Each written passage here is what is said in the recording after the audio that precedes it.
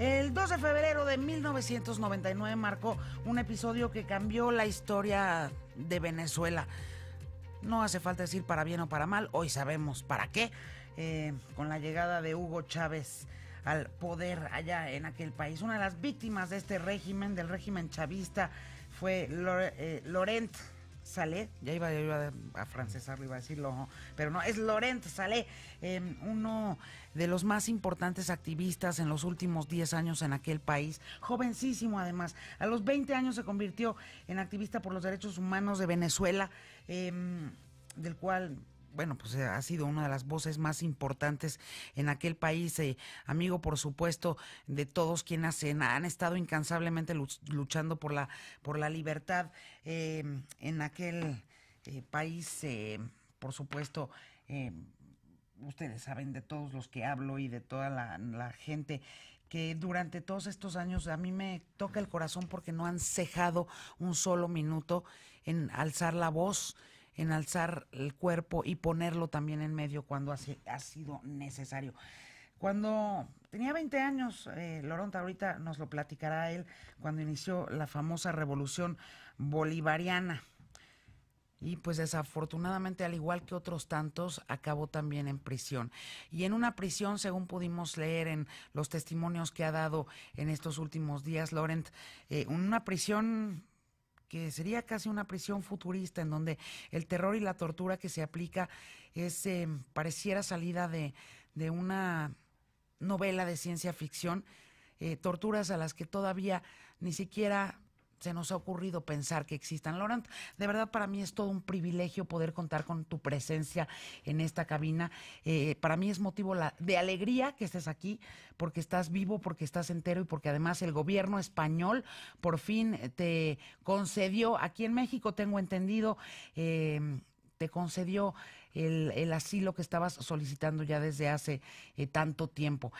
Pedro Sánchez, el presidente del gobierno español, estuvo hace unos días aquí en México, en encuentro también con el presidente de nuestro país, con Andrés Manuel López Obrador, y Laurent se encuentra en estos momentos en nuestro país. Bienvenido, Laurent. La verdad es que tu historia, como la de tantos compatriotas tuyos, hombres y mujeres, a mí no hace sino ponerme la piel chinita y de verdad el corazón expuesto, y quiero saber cómo estás tú el día de hoy, después de tanto que te ha tocado vivir. Bienvenido, Laurent. Gracias. Ahorita un poquito cansado, ha sido días de mucho trabajo, pero bueno, hay algo superior a cualquier cansancio y es la voluntad de un hombre de ser libre, que es la voluntad del pueblo de ser libre. Y por eso, después de 20 años, después de tanta represión, después de tanto maltrato, el pueblo venezolano sigue de pie.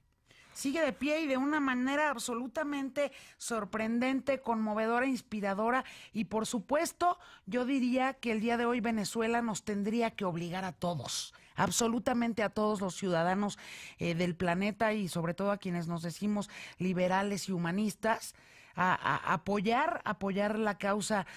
Pues ahorita es la causa de Juan Guaidó, pero ha sido la operación tuya, ha sido la operación, ha sido también la lucha, la causa de Pablo, ha sido la operación, la lucha de Corina, ha sido, en fin, de todos estos hombres y mujeres venezolanos que no, insisto, no se han cansado de luchar y de levantar la voz adentro y afuera, para que esos millones de venezolanos pues puedan ver ya, y muy pronto podríamos decir que ya está el horizonte abierto para que eso suceda, que puedan regresar a tener sus plenos derechos y toda su libertad y su democracia funcionando, ¿no? Sí, en Venezuela se inició un proceso de transición que no tiene marcha atrás, es irreversible, es un proceso que hacía falta en Venezuela. Yo creo que 20 años de sufrimiento suficiente.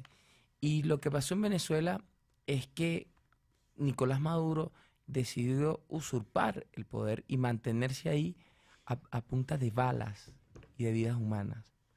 Se decidió quedarse en el poder a través del hambre.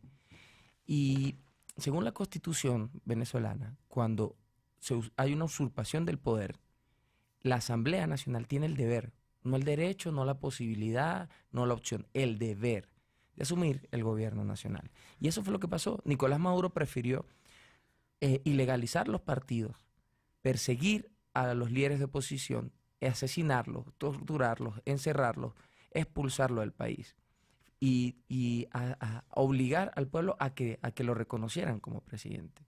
Y en ese sentido, la Asamblea Nacional, en la cabeza de un joven que, al igual que yo, que viene de la misma generación, que no le dieron la oportunidad de vivir en democracia, asume ese deber de llevar el país hacia una democracia.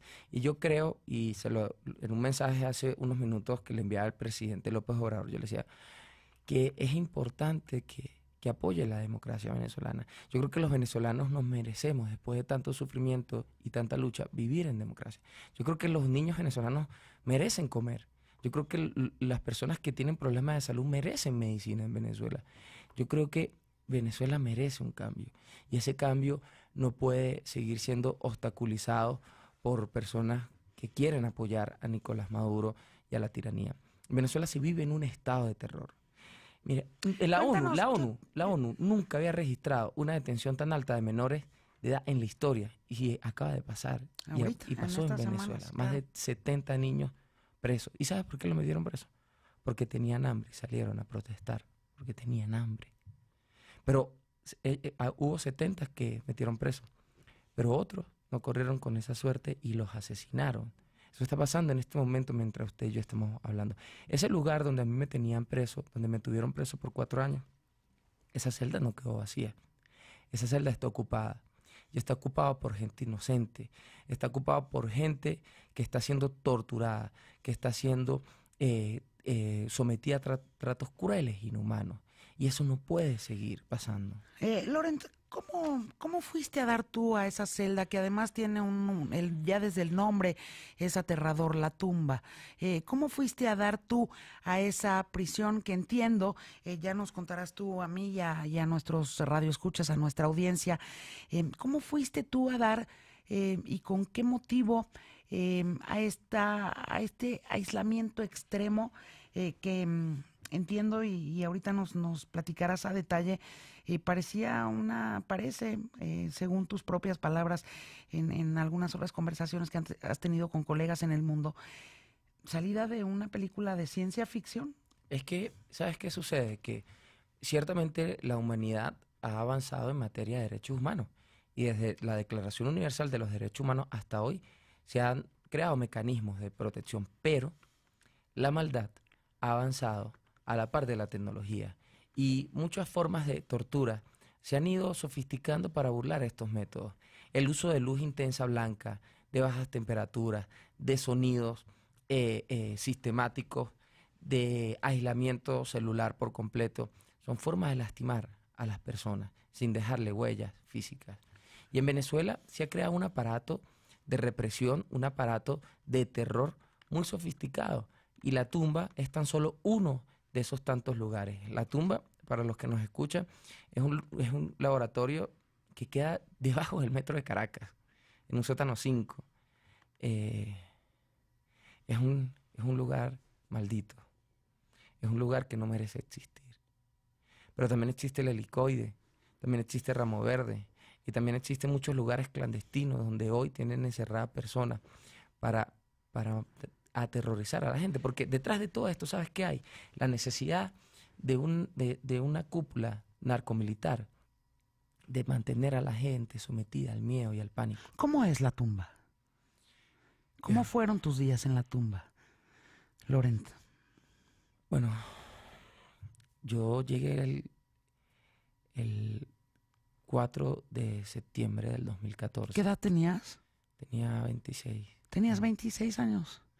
Pues sigues siendo muy joven, pero se podría decir que eras pues prácticamente todavía un salido de la adolescencia, pues, ¿no? Y yo les comentaba a compañeros que el primer pensamiento que tengo cuando a mí me secuestran en Bogotá, me llevan a la frontera y gracias a Dios unos compañeros, porque la información se filtró de que me habían secuestrado, logran grabar el momento cuando me están trasladando de inteligencia colombiana al vehículo del SEBIN, del Servicio Bolivariano de Inteligencia, en el puente Simón Bolívar. me llevan a los llanos y luego me encierran ahí en la tumba. Y el primer pensamiento que yo tengo fue, no pude tener un hijo. Y era eso de que es todo el Estado. ¿Tú ya habías oído hablar de la tumba? ¿Sabías que existía? Sí, sabíamos que existía. Yo soy activista en derechos humanos y me he dedicado particularmente al tema de los presos políticos. Cuando yo iba encapuchado, cuando siento que empiezo a bajar y a bajar y a bajar en círculos, en un sótano, ya sabía a dónde iba. Y el primer pensamiento fue ese, porque... ¿Bajabas por escalera? No, por una rampla. Y era esa sensación de tener todo el peso del Estado sobre ti, en su peor expresión de violencia, literal y figurada. ¿Todavía era Chávez presidente? No, estaba Nicolás Maduro. Ya era Nicolás Maduro. Pero Chávez también nos metió preso muchas veces. Y esa sensación de que sobre ti pasan miles y miles de personas en el metro y que no tienen ni idea de que tú estás ahí encerrado, ya eso en sí es una tortura. ¿Cómo es la tumba? ¿Cómo son los días en la tumba? Primero no sabes porque no tienes la forma de ver el tiempo, porque no te permiten saber la hora. Entonces, ¿cuándo es día? ¿Cuándo es noche?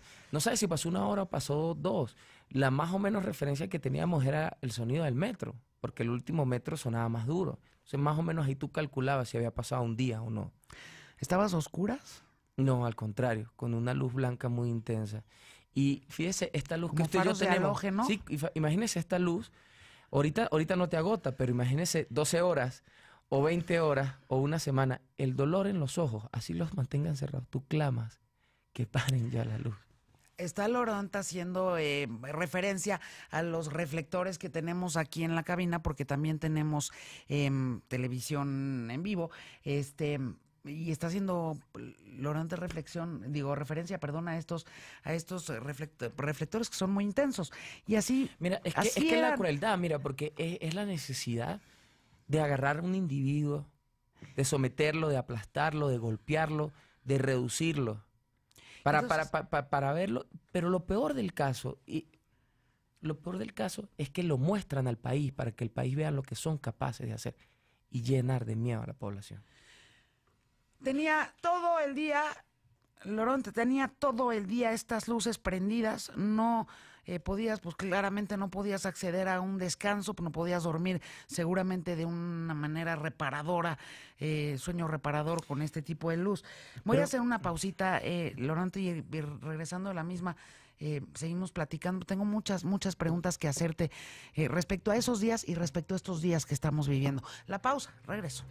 Estoy platicando con Laurent Saleh, un activista, uno de los más importantes activistas venezolanos, que además ahorita fuera del aire me contaba, bueno, a mí me dejaron vivir porque pues tienes uno de los más importantes premios otorgados por la Unión Europea en materia de derechos humanos, a diferencia de otros compañeros tuyos que lamentablemente no pueden estar con nosotros en esta misma mesa platicando el día de hoy.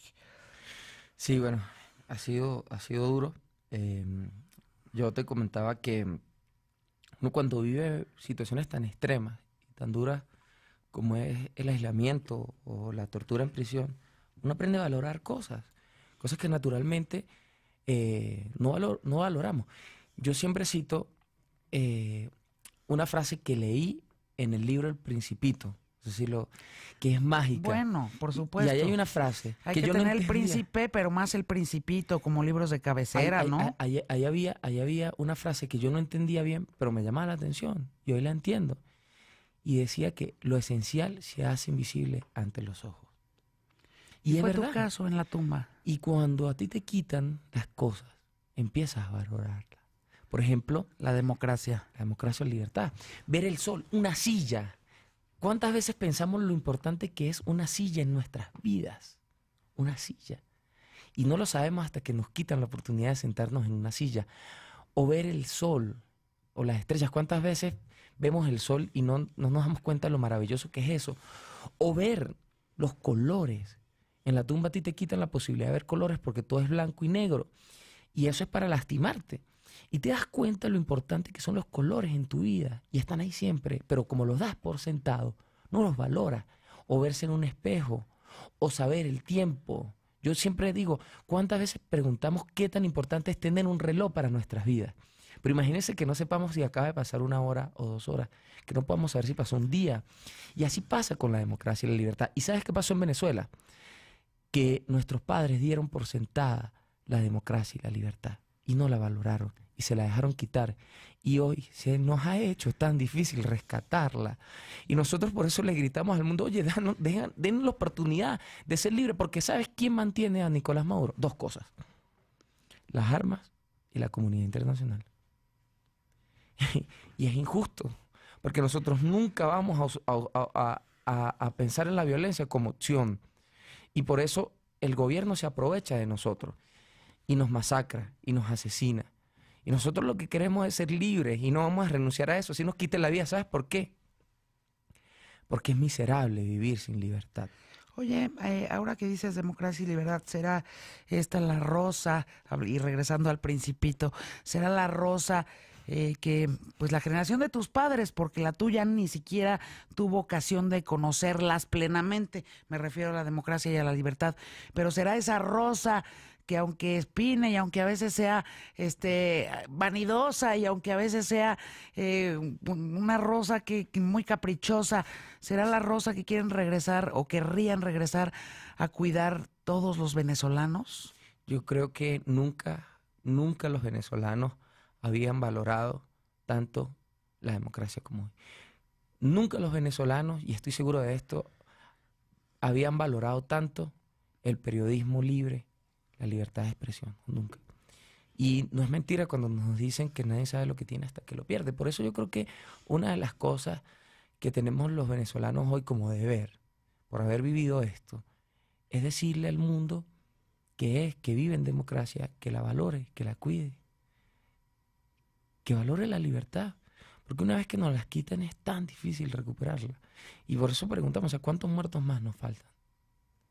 ¿Cuántos niños más presos necesitan para que la iglesia termine de condenar esa criminal dictadura en Venezuela?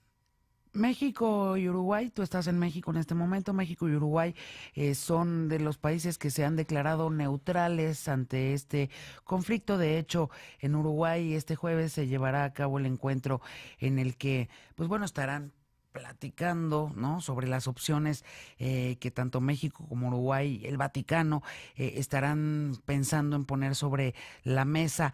Quizá esto no lo sabemos, pero quienes somos mexicanos y no terminamos de entender el por qué nuestro país ha decidido permanecer neutral ante un conflicto tan doloroso para nuestros, porque además hay una comunidad de venezolanos importantísima en México, importantísima.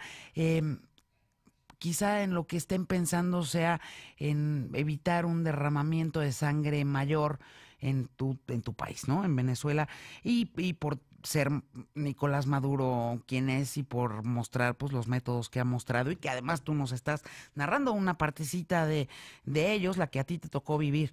¿Tú crees que haya manera de salir pacíficamente de este conflicto, de establecer, poner la mesa para el diálogo entre Maduro y la oposición, entre Juan Guaidó y los pocos, aunque sea pocos todavía, maduristas que quedan en Venezuela? ¿Hay opción? Primero, estamos completamente convencidos y por eso seguimos luchando pacíficamente, que la salida es democrática. Ahora bien, ¿sabes cuál diálogo hablamos? Porque es que diálogo ha habido demasiado y se burlan una y otra vez. O sea, a Maduro no le interesa burlarse de la iglesia, no le interesa burlarse del pueblo, porque son criminales. O sea, ¿qué pasa cuando el AMPA organizada, el crimen organizado, toma el poder político? Eso es lo que pasa en Venezuela. Entonces, aquí, además, se trata de que se respete la Constitución. Porque el crimen organizado, hay mucha gente que piensa, ¿no?, de lo que leen los periódicos, de las, digamos, proclamas que se repiten también en, pues, todos los países, sobre todo en América Latina, ¿no? Que tanto Hugo Chávez como Nicolás Maduro encarnarían a una izquierda. No es mi opinión, yo no lo creo, no lo pienso, al contrario, sí creo que estamos ante un régimen dictatorial de principio a fin. Es que esto no es un tema de derechas o izquierdas. Pero hay muchos en la izquierda, que aquí en México, ¿no? Y algunos que son políticos que dicen, es la izquierda y es quienes están redistribuyendo la riqueza entre todos los venezolanos. Pero definamos izquierda, porque si izquierda es traficar cocaína, si izquierda es asesinar a un pueblo de hambre, si izquierda es encerrar a niños en prisiones, si izquierda es robarse el dinero de Venezuela y comprar las casas más lujosas en España y en Centroamérica. O sea, eso es la izquierda. La izquierda es los militares que imponen un pensamiento único. Izquierda es someter a un pueblo a la hambruna. Izquierda es robarle los medicamentos. Eso es izquierda. Eso es la izquierda. Porque eso es lo que es el régimen venezolano. Un régimen que trafica cocaína, un régimen que asesina niños. Eso no puede ser la izquierda. Y yo creo que ahí hay una gran equivocación y las personas que creen en la lucha de los pueblos tienen que estar claros de lo que tienen ahí al frente. Y yo creo que hay desconocimiento, incluso arrogancia ideológica en todo caso. Oye, Laurent, nos estabas contando de tus días en la tumba. A mí me interesa muchísimo porque eres un testimonio de primerísima mano y una voz autorizadísima para venirnos a contar lo que verdaderamente ocurre al interior del régimen venezolano. Esos días que pasaste en la tumba, ¿tenías contacto humano con alguien? ¿Hablabas con gente? Aunque fuera con tus carceleros, pues. Bueno, pero ¿hablabas con alguien? Ellos tenían la orden de no hablar, ¿no? Y es porque se trata de su aislamiento celular. Es una tortura terrible, sí, ¿no? Está tipificado como tortura blanca, el aislamiento celular, y es la manera de dañar al individuo, de golpear al individuo sin dejarle cicatrices. Y en esto se han hecho. No te golpeaban el cuerpo, te golpeaban el alma. También, ¿no? De las dos. De hecho, a mí cuando me sacan de la tumba el helicoide, es justamente después de una golpiza que me dan. Y en la tumba, en el helicoide pasaban cosas horrendas. Yo llegué cuando me trasladan al helicoide, que es completamente opuesto. Es otra prisión. Otra prisión, ¿no? Sí, política. Y lo que yo vi ahí fue espantoso. ¿Cómo pueden tener guindada, amarrada personas durante semanas? O sea, eso pasa ahí. Ahí se ha muerto gente. Ahí enferman a la gente, ¿sabes para qué? Para después chantajearla con la salud. Es decir, ¿por qué? Porque es que la tortura además obedece. Lo voy a ilustrar así en un chiste muy cruel. Hay una competencia de servicios de inteligencia y llegan al bosque, liberan un conejo y los servicios tienen que ir a buscar el conejo y traerlo. Mandan al servicio de inteligencia mexicano.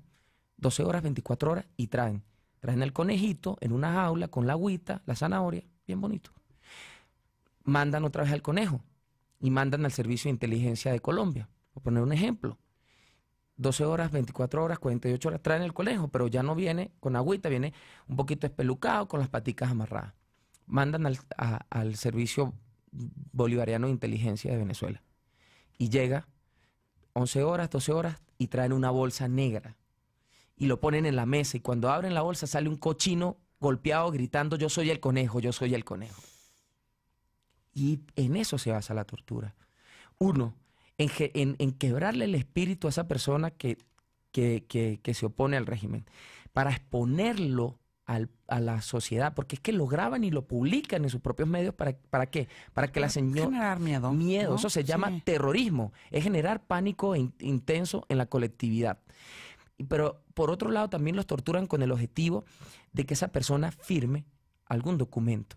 Y eso se llama la simulación de hechos punibles. Y eso es lo que hacen. Que eso pasa pues en un montón de países, ¿no? En el nuestro también ha pasado. En efecto, en México, pues hasta ahorita, y esperemos que así siga siendo, por supuesto, se han respetado de unos 20 años para acá. Ojalá en Venezuela tuviéramos la democracia que hay en México. Por eso digo, ojalá en Venezuela tuviéramos las instituciones que hay en México. Ojalá en Venezuela. Es que hay que cuidarlas, como tú dices, que cuidarlas, ¿no? O sea, la democracia mexicana hay que cuidarla, hay que valorarla, hay que respetarla. Y eso implica respetar desde el presidente hasta el funcionario más básico de la cadena del gobierno y del Estado. Y no personalizar las instituciones, ¿no? exacto. O sea, y en Venezuela dejamos que se dinamitara las organizaciones, que se dinamitara los partidos políticos, que se dinamitara todas las instituciones del Estado. Y simplemente nos quedamos sin democracia y nos quedamos sin país. Y convirtieron a Venezuela en una gran cárcel, donde el pueblo está pasando hambre y busca como sea huir para poder tener con qué comer. Hago la pausa, 9 de la noche, 34 minutos con 35 segundos. Estoy platicando con Loren Saleh, él es un activista venezolano y fundador de la ONG Operación Libertad. Hemos platicado de sus días de aislamiento en una de las... o en dos de las peores prisiones allá en Venezuela. Ahorita vamos a platicar de lo que sigue, de lo que debería seguir para Venezuela. La pausa, regreso. Platico con Loren Saleh, él es activista de Venezuela, de verdad es una de las voces más importantes. Estuvo preso 5 años, tenía 26 nada más cuando se lo llevaron preso, era un niño. Afortunadamente ya está libre y acaba de recibir el asilo político que le ha concedido el gobierno de España. Pedro Sánchez, el ahora presidente del gobierno español, que hace pocos días estuvo aquí en México. De hecho, yo te quería mostrar, el pasaporte, porque a mí en realidad me expulsan, me sacan, me destierran. El gobierno de España fue a Caracas y me saca de ahí. El secretario está y me saca en un avión sin documentos, con prohibición de regresar a mi país. Tengo un documento español que me permite ir a cualquier lugar del mundo, excepto a Venezuela. Eso es lo que se siente. Como un pasaporte español, algo parecido a eso. Exacto. Imagínense lo que se siente eso, que tú no puedas ir a tu tierra. Y yo quiero aprovechar este momento para darle las gracias al pueblo mexicano. Porque, mira, nadie huye de su país por placer. Nadie. Nadie abandona su tierra, su casa, su historia, sus amigos, por gusto. Y los venezolanos hemos tenido que huir en lo que ha sido el hecho más fuerte en la historia contemporánea de América. Y muchos de ellos han venido a este país y han conseguido en este país un segundo hogar. Aquí han conseguido comida, aquí han conseguido medicamentos, han conseguido un pueblo que lo ha abrazado. Y eso no se olvida. Eso vale oro. Y yo le doy las gracias al pueblo, a la nación mexicana, por recibir a mis hermanos que han tenido que venir a este país huyendo del hambre y de la violencia en Venezuela. Eso no lo olvidamos jamás, jamás, porque ha sido un proceso muy duro para todos nosotros, y que hoy México le dé esa oportunidad de vivir en paz y en libertad a los venezolanos, eso vale oro. Y los venezolanos llevan consigo un luto, un vacío, que no se llena nada ni nadie, porque el venezolano quiere regresar a su país, extraña su país. Loren, ¿qué esperas tú que ocurra este jueves en la reunión que sostendrán México, Uruguay y los países que se han declarado neutrales en el conflicto, esta que sostendrán en Montevideo? ¿Qué esperas tú de ellos? El problema es que manifestarse neutral en una situación de crímenes de lesa humanidad. O sea, imagínese que aquí delante de nosotros asesinen o agarre una persona y empiece a golpear a una mujer en el piso embarazada y la maltrate y nosotros digamos, no, bueno, yo no me voy a meter en eso, yo soy neutral. Entonces, o sea, la neutralidad no es apoyar a Nicolás Maduro, porque es que, o sea, no se puede ser neutral cuando se habla de derechos humanos, pero además no se puede ser neutral cuando lo que nosotros estamos pidiendo es que respete la Constitución. Y apoyar a Nicolás Maduro es respetar la Constitución, porque ¿al quién lo hizo presidente a él? Los fusiles. O sea, eso es neutralidad, apoyar a quien tiene el poder a punta de fusiles y de muertos. Entonces, lo que nosotros esperamos en esa reunión es que comprendan la grave situación de Venezuela y que faciliten la salida democrática, el desarrollo de este proceso de transición, y que no obstaculicen un proceso que se viene desarrollando de forma natural y que es necesario. Los venezolanos necesitamos y merecemos vivir en democracia.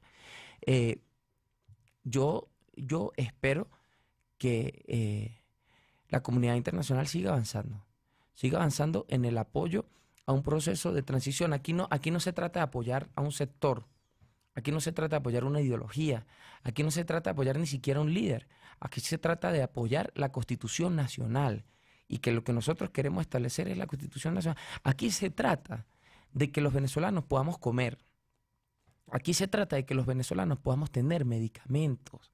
Aquí se trata de que hay que levantar un país que lo destruyeron.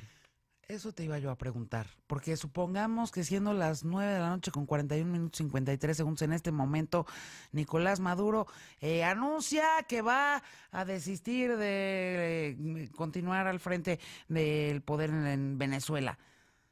¿Dónde empezar a reconstruir el país? Está destruido. ¿Por dónde empezarían?